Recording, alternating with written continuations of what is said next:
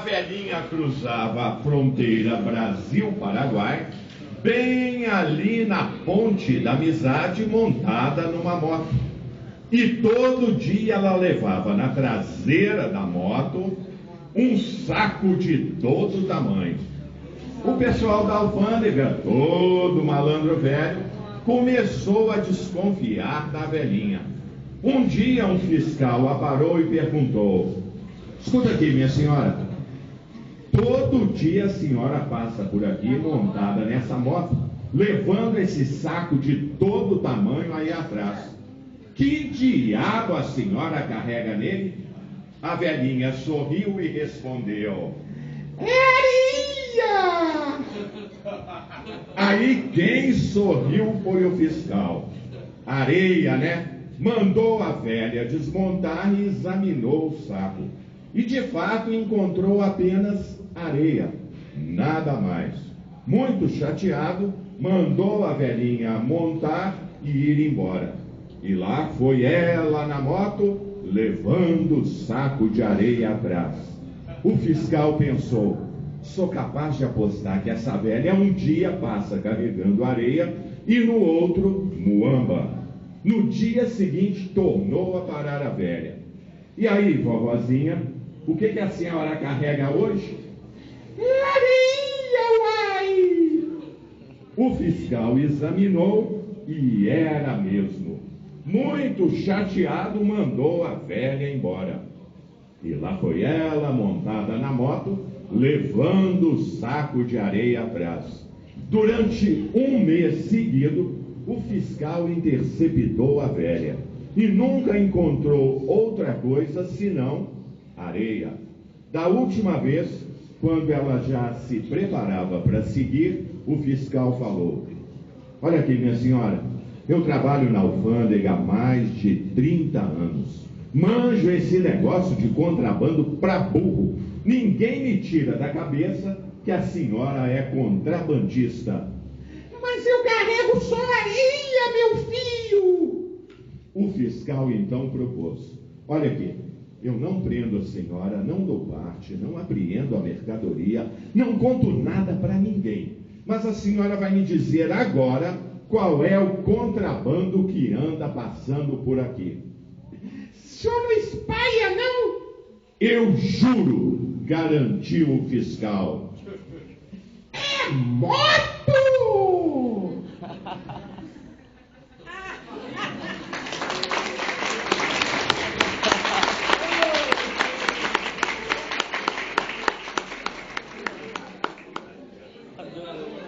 Pessoal, a crônica é um gênero literário bem brasileiro. O que nós combinamos aí mesmo? Viu, Boné?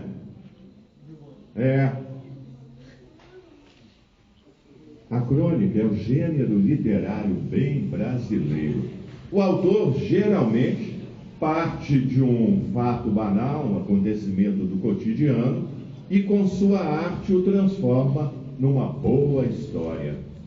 Hoje a gente encontra crônicas, além de nos livros, jornais, revistas, aos montes na internet. Tem um cronista que é muito famoso, talvez seja o cronista mais famoso da atualidade, e ele é muito conhecido pelo seu humor. Então eu quero saber o nome desse cronista. Cronista brasileiro, aparece na internet, jornais, revistas, aos montes, e a marca registrada dele é o humor. Diga: gaúcho, filho de um renomado, de um grande escritor brasileiro. Quem sabe me dizer, levanta a mão, pode falar. Nome do autor desse cronista é... Quem falou? Professor? Luiz Fernando Veríssimo. Palmas para ele! Agora vamos ver a segunda parte. Eu falei que ele é filho de um grande escritor. Está na cara que o sobrenome do sujeito não é Silva, é Veríssimo. Então, qual é o nome do pai do Luiz Fernando Veríssimo? Você, por favor. Érico Veríssimo. Palmas para ele! Palmas, eu estou achando muito bem. É palma mesmo. Palma aí. Vamos gastar as palmas hoje. Negócio de palma é uma boa. Então, do Luiz Fernando Veríssimo, eu quero ensinar para vocês uma coisa de extrema utilidade. Vocês vão aproveitar esse ensinamento aqui, viu? Vocês vão aproveitar esse ensinamento, não é no WhatsApp não, é na vida cotidiana. Olha só que título bacana. Como aprendi a chamar a polícia?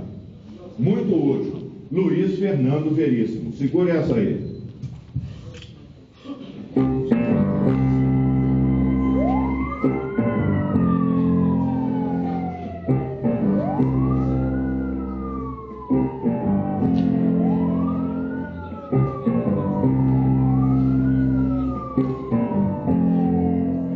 Acorda, amor. Eu fiz um pesadelo agora. Foi esse gente lá fora. Eu tenho sono muito leve. Numa noite dessas, acordei ouvindo uns barulhos no fundo de casa. Levantei e fui espiar.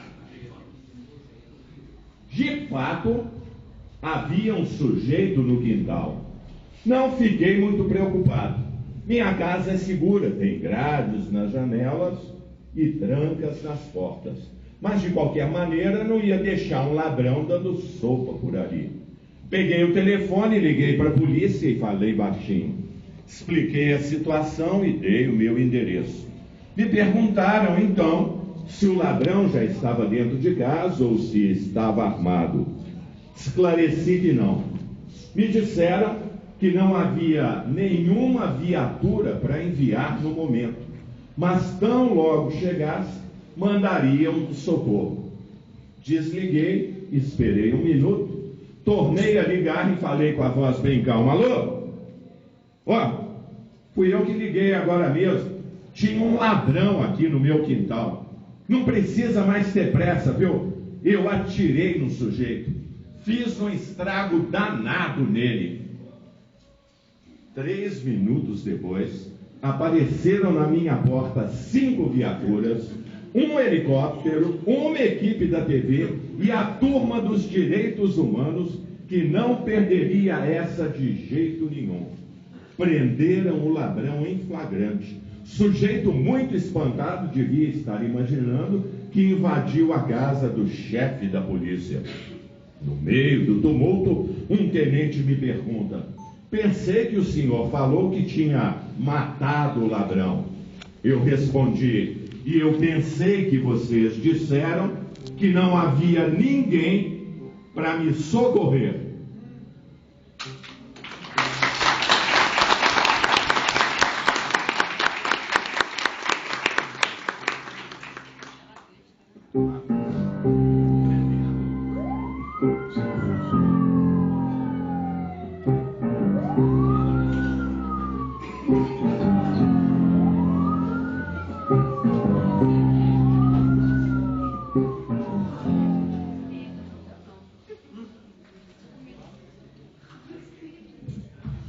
Quem é o maior escritor brasileiro de todos os tempos? É uma pergunta. Alguém parece que falou.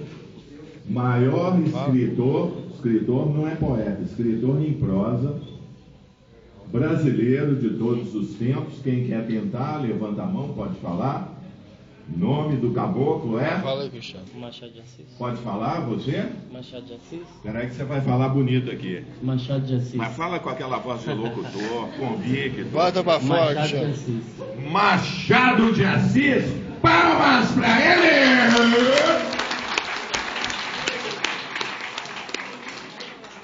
Então, olha que coisa interessante. Quando Machado de Assis era vivo, e naquela época, você não era vivo. Mas naquela época, os escritores publicavam seus textos, contos, crônicas, nos jornais. E Machado de Assis não era o escritor que fazia mais sucesso. O escritor que caiu no gosto do público, que era mais lido, mais apreciado, se chamava Arthur Azevedo. Ele não só escrevia crônicas, contos, mas também era dramaturgo, tem várias peças teatrais, inclusive encenadas com grande sucesso na época. Então, hoje, Arthur Azevedo caiu no esquecimento. Ele é lembrado apenas pelo parentesco, ele é irmão de um outro grande escritor chamado, irmão de Arthur Azevedo, é o Geraldo Azevedo, aquele cantor lá, pernambucano, mas não é o Geraldo Azevedo, é o Aloysio Azevedo. A tentativa foi boa. Aloysio Azevedo, que é o autor de um romance muito importante, conhecido. O nome do romance do Aloysio Azevedo, professor, não vale, hein? Nome do romance mais famoso do Aloysio Azevedo, quem sabe me dizer qual é?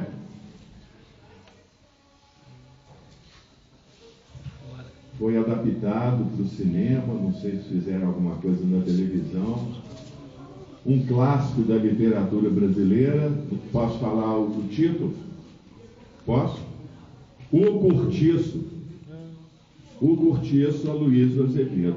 Bom, mas então, voltando ao Arthur Azevedo, ele caiu no esquecimento. Hoje pouca gente lembra. Então, homenageando esse grande escritor, vou fazer um conto seu chamado O Cuco.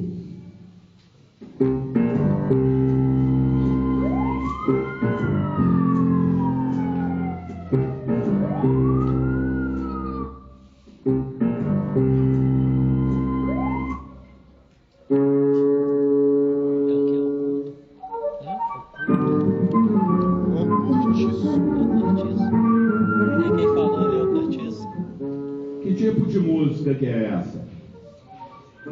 Qual que é esse estilo? Deve ter gente aqui. Quem falou? Chorinho, palmas! André de Sapato Novo.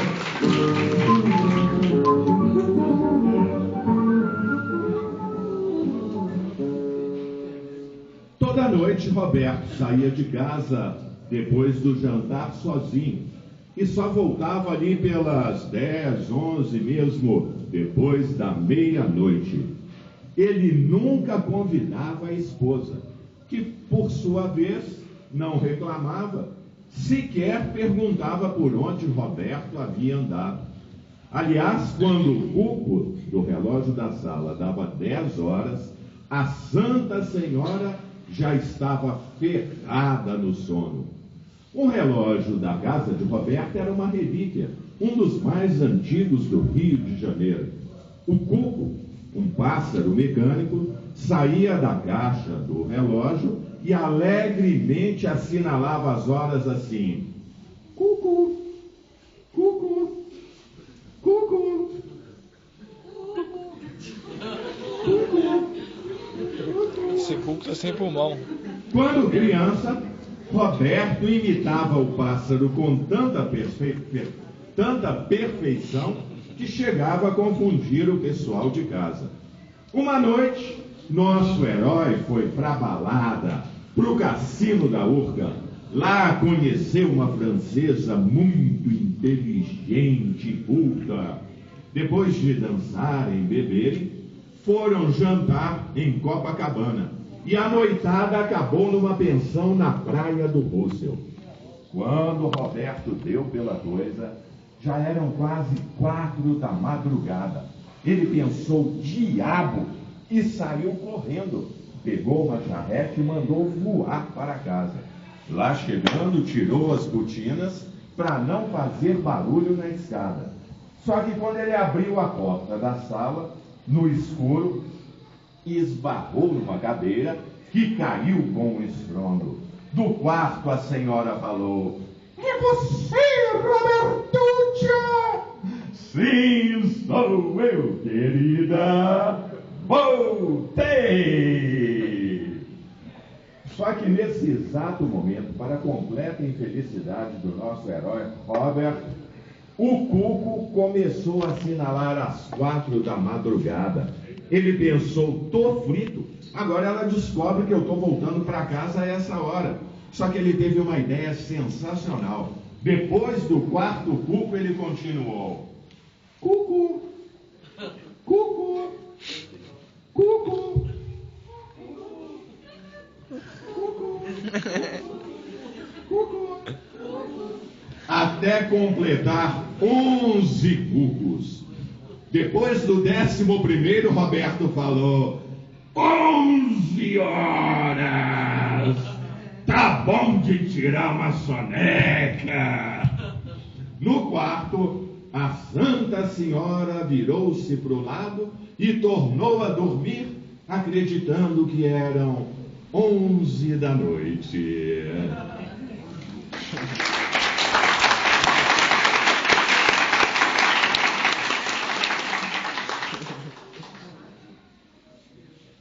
Pessoal, o correto seria a gente pensar que um aluno que termina o ensino médio e vai prestar o vestibular seja alguém bem preparado, certo? Certo? Só que os professores que corrigem as provas dos vestibulares costumam encontrar ali verdadeiras pérolas. Vou dar alguns exemplos. Olha só o mico. A principal função da raiz é se enterrar. O vento é uma imensa quantidade de ar.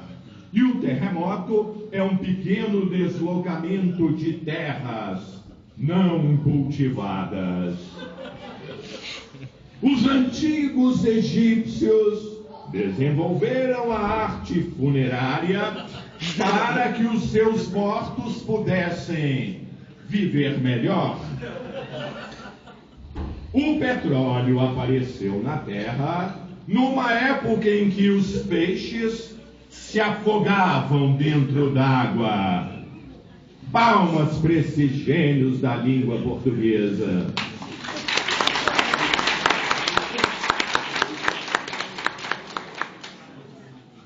Uma pesquisa ocupa muito espaço na internet. Afinal, o homem teria mesmo ido à Lua ou não? Muitos acreditam que as imagens e informações da NASA são verdadeiras e que o homem realmente conquistou a Lua. Outros, porém, duvidam. Pensam que foi tudo armação, que aquelas fotos foram produzidas em algum estúdio ou mesmo num deserto.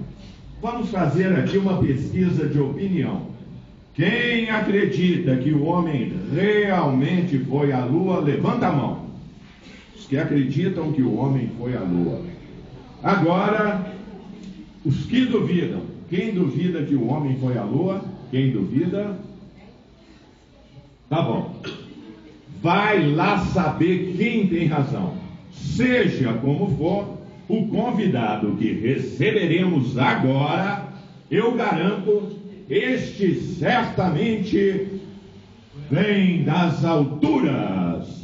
Em um instante ele estará conosco.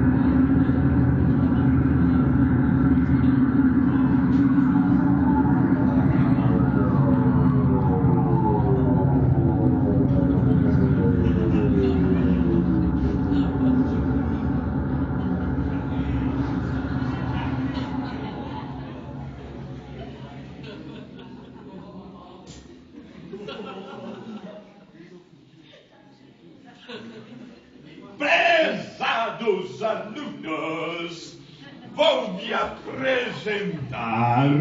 Sou o professor Steiner, venho do planeta Strups, da galáxia XYZ. Estou aqui numa missão secreta.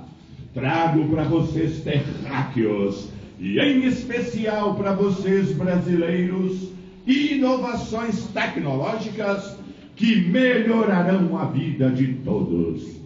Sei que um dos maiores problemas deste país é a violência. Pois bem, vamos acabar com isso definitivamente através do programa de implantação de chips comportamentais. Primeiro, uma comissão definirá os padrões ideais de comportamento. Depois serão implantados nos cérebros dos brasileiros chips eletrônicos que farão com que todos passem a ter comportamento exemplar.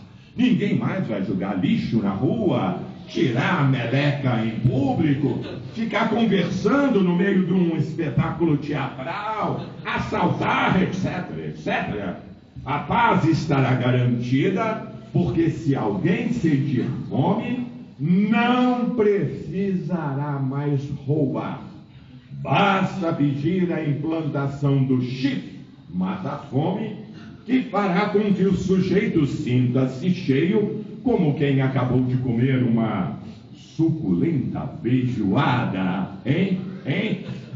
E acabo de ter uma ideia sensacional. Por que não criar o chip Ajuda Estudante?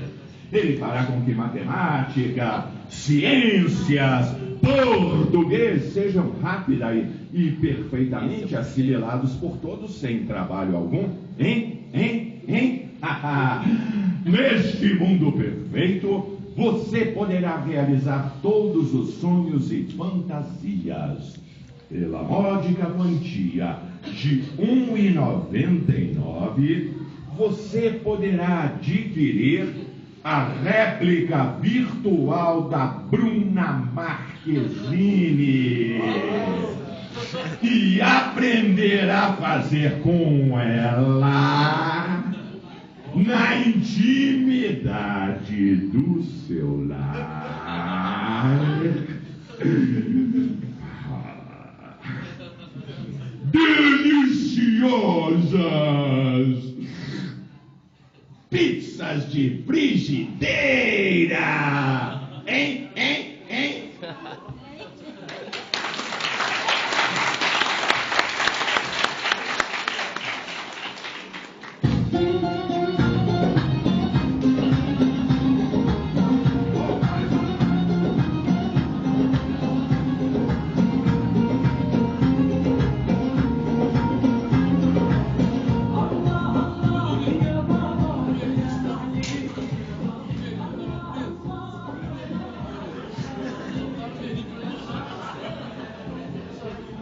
Nunca existiu. O Gita está esperando ele lá fora.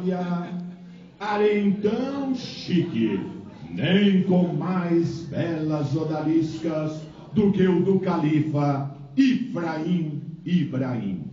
As mulheres do seu harém eram escolhidas entre as mais bonitas do planeta de vocês. Dia após dia, o califa contemplava na penumbra do seu salão azul as dezenas de jovens que Alá lhe enviara como companheiras. De vez em quando ele erguia o braço. Então o seu auxiliar Jamil, o office boy do harém, jovem de 18 anos de idade, saía correndo para agarrar a mulher que o califa queria contemplar mais de perto. Geralmente acontecia uma correria maluca pelos salões, até que Jamil conseguisse agarrar a moça escolhida. O sultão divertia-se com tal caçada. Sempre os velhos conselheiros do palácio avisavam ao califa: a mulher é um veneno capaz de arruinar a saúde do mais forte dos filhos de Alá. O sultão ouvia, mas não estava nem aí. Continuava deleitando-se com seu harém. E ele realmente viveu bastante, até os 122 anos de idade. Já o seu auxiliar Jamil morreu cedo, com apenas 28 anos. Foi substituído por outro office boy que morreu aos 32. E seu sucessor faleceu aos 30. Morrer logo era a sina dos office boys. Ouvindo essa história, só podemos concluir que mulher não faz mal. O que faz mal é correr atrás delas.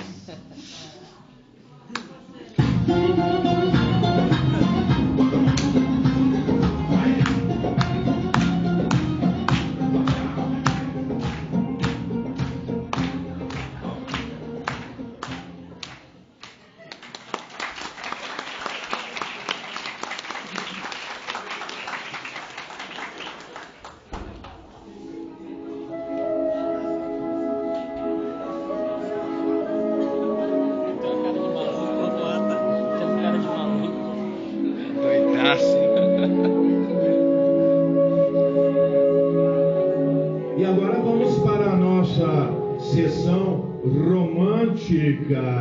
Chega na sessão espírita. Essa história é dedicada a alguém aqui que certamente está apaixonado por alguém.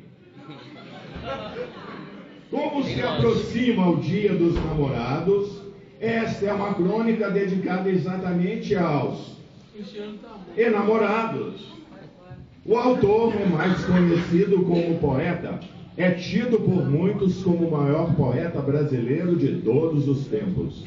Nascido na singela cidade mineira de Itabira, seu nome é... Quem souber, levanta a mão. Grande poeta, nascido em Itabira, Minas Gerais. Fácil lá ideia. Seu nome é... Quem falou? Quem falou?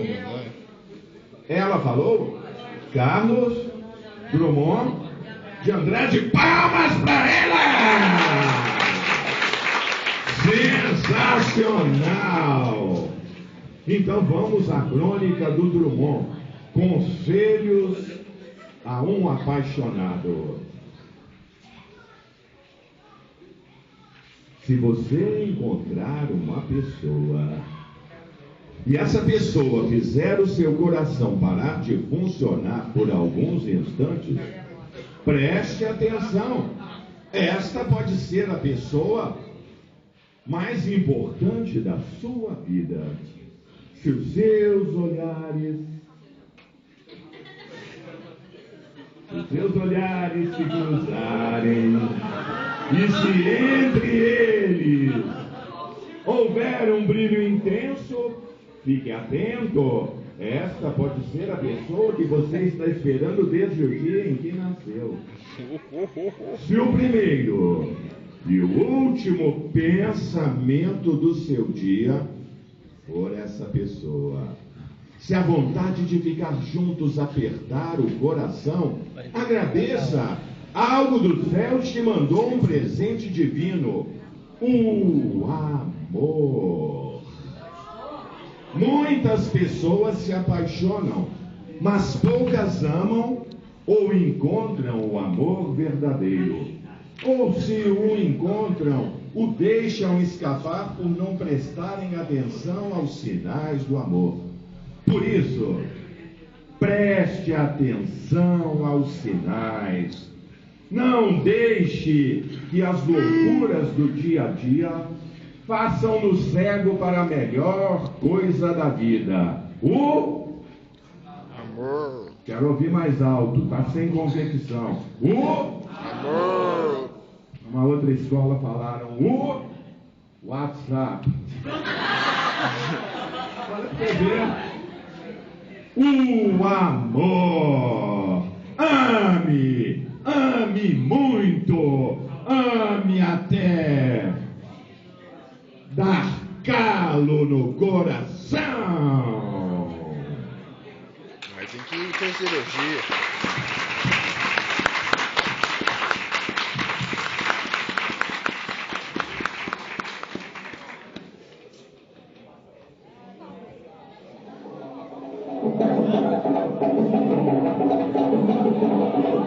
Agora vem macumba aí.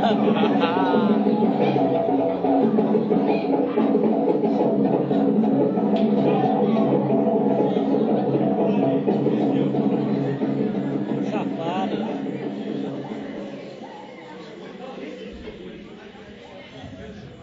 Capturado pelos selvagens, o caçador foi imediatamente condenado. Ele havia invadido o território sagrado dos Mulumulu e deveria pagar com a própria vida.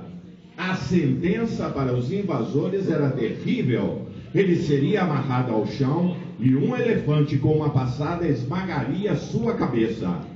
No momento da execução, o caçador viu o elefante se aproximando, reconheceu-o imediatamente. Ele ajudara aquele pobre animal um dia, encontrara o ferido no meio da selva e depois de curar sua ferida, o alimentou e acalentou até que se recuperasse completamente. Todos sabem que os elefantes têm uma memória prodigiosa. Se ele reconhecesse seu benfeitor, certamente não cumpriria a nefasta sentença.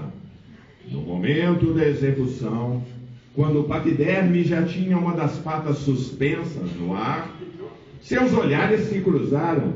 O elefante reconheceu imediatamente o homem. Ele respirou aliviado, acreditando que estava salvo. Só que com um tremor do corpanzil, o elefante deixou sua imensa pata cair, esmigalhando a cabeça do caçador.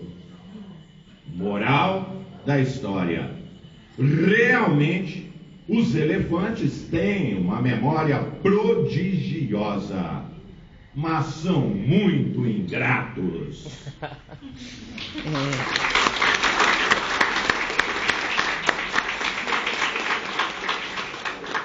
Bom, pessoal, a gente está terminando. O Brasil é isso aí. Essa mistura de raças, culturas, religiões, essa bagunça organizada que vai do contrabando aos grandes empreendimentos.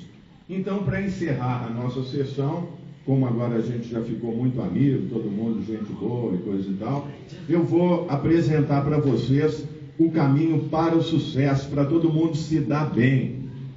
Esse é o caminho garantido para o sucesso. Pode anotar aí.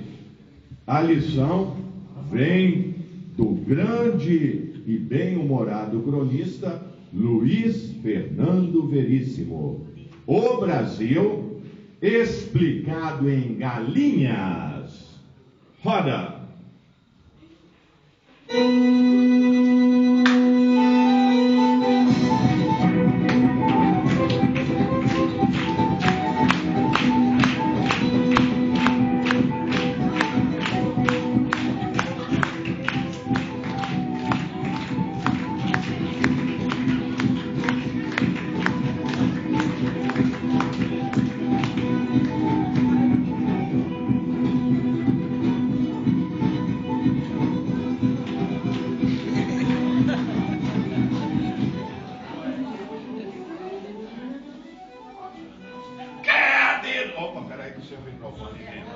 Quer dizer que tu quer comer galinha sem precisar trabalhar, né? Tu vai pro chilindró, seu cabra da peste. Mas não era pra mim, doutor. Era pra vender.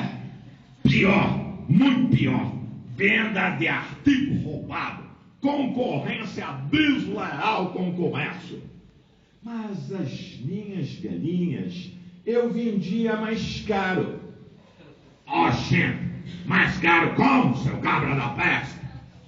Eu espalhei por aí que as galinhas do galinheiro estavam bichadas. e as minhas não. Por isso eu tinha que vender mais caro.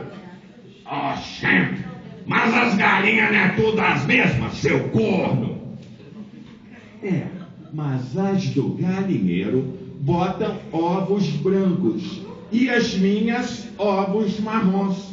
Eita, marrom como, seu peste? Os ovos das minhas eu pintava. Eu vou te falar, viu? É cada laraca retrato que me aparece aqui. Eu vou te dizer uma coisa. Tu deu sorte de ser preso. Se o dono do galinheiro te pega. Já pegou.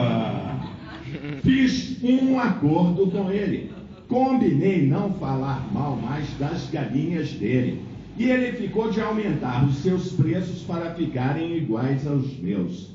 Convidamos os outros donos de galinheiro a entrar no nosso esquema.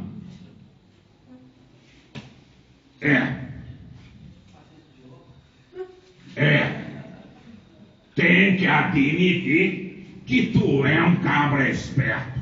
Me diz uma coisa, com tudo isso, tu não tá rico? Trilionário. Só nego imposto de renda e sempre mando algum pro exterior. Comprei uns 2 ou 3 ministros. Com a ajuda deles, vendo os meus produtos pro governo, tudo superfaturado.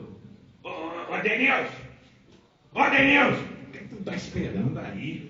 Vai lá e traz um cafezinho pro senhor. Você não vai trazer, não? Fica sentado aí com esse pandeiro desse tamanho.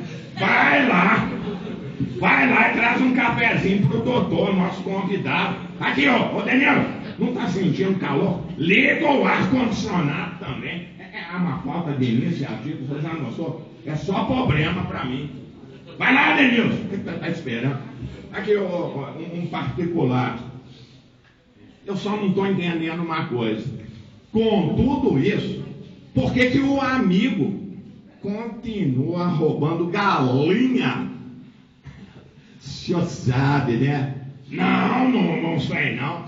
Vossa Excelência faça a gentileza de me explicar.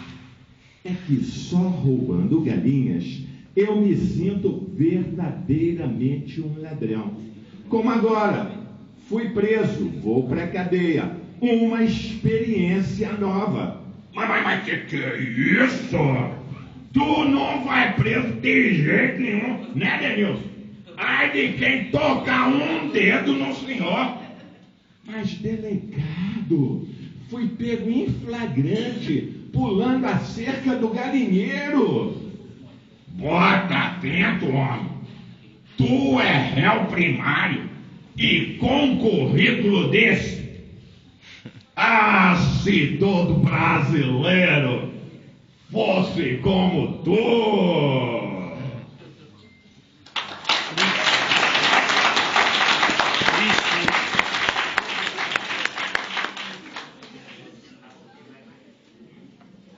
É isso aí.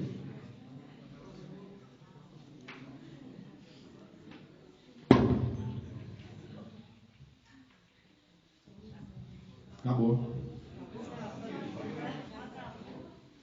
Aqui, bom, primeiro agradecer ao pessoal todo da escola, os professores, funcionários, a equipe diretora e em particular a Betty, que, como eu falei no início, se empenhou muito para que o evento acontecesse aqui. Para mim foi um prazer, uma satisfação, e eu queria falar 2 coisas. Hoje, pela manhã, eu doei para a biblioteca, parece que a biblioteca está em reforma, pelo que eu ouvi falar, mas os livros foram doados, exemplares do meu último livro, que chama Infernização do Paraíso. É um livro e acompanha um CD, tem um áudio, eu mesmo narro, é uma prosa poética. Então, quem tiver interesse pode olhar quando a biblioteca for reaberta. E também eu inaugurei, tem uma semana, uns 10 dias eu acho, um canal no YouTube. Quem gostar de pesquisar isso, Tem poemas meus, todos são curtos, bem curtinhos. Quem quiser conhecer, entra no YouTube, digita Rodrigo Leste, pode pôr poema, que vai achar direto poemas de minha autoria, só colocar no YouTube lá. E também estou aqui à disposição, achei interessante a apresentação, gostei da concentração de vocês, do bom humor, do astral, foi gostoso fazer. Queria, o pessoal que falou que nunca assistiu no espetáculo, alguém gostaria de fazer algum comentário sobre o que viu? Alguém tem alguma pergunta, quer tirar alguma dúvida? Um bate-papo aqui rapidinho, que eu vou ver o jogo do Galo, que já começou.